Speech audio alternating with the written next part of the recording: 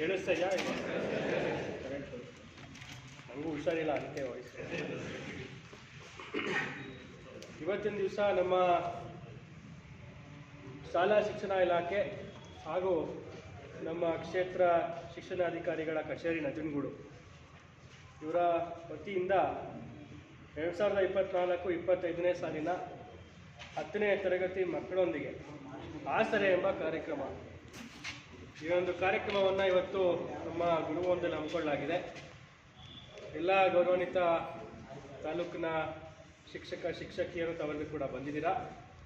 ವೇದಿಕೆ ಮೇಲೆ ನಮ್ಮ BEO ಅಂತ ಮಹೇಶ್ ಅವರಿದ್ದಾರೆ, ಹಾಗೆ ನಮ್ಮ ದೀಪಕ್ ಅವರಿದ್ದಾರೆ, ಧರ್ಮ ರತ್ನಾಕರ್ ಅವರಿದ್ದಾರೆ, ಬಾಲರಾಜ್ ಅವರಿದ್ದಾರೆ, ರಮೇಶ್ ಅವರಿದ್ದಾರೆ, ನಮ್ಮ APMC ಮಾಜಿ ಅಧ್ಯಕ್ಷ ಆಗಿರುವಂಥ ಮುದ್ಮಾರ್ ಶೆಟ್ಟಿ ಇದ್ದಾರೆ, ಹಾಗೆ ಎಲ್ಲ ನಮ್ಮ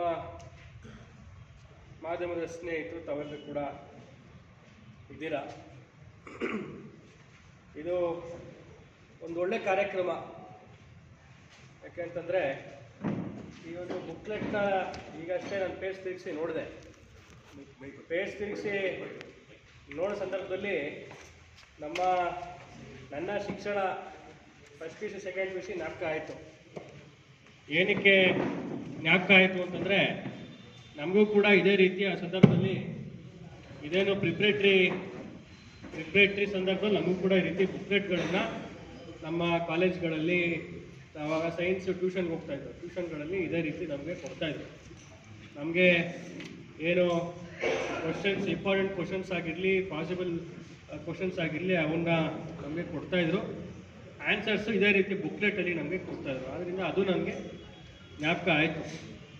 ಇವತ್ತಿನ ದಿವಸ ನಾವು ನಮ್ಮ ವಿದ್ಯಾರ್ಥಿನಿಯರಿಗೆ ಇದೊಂದು ಎಕ್ಸ್ಟ್ರಾ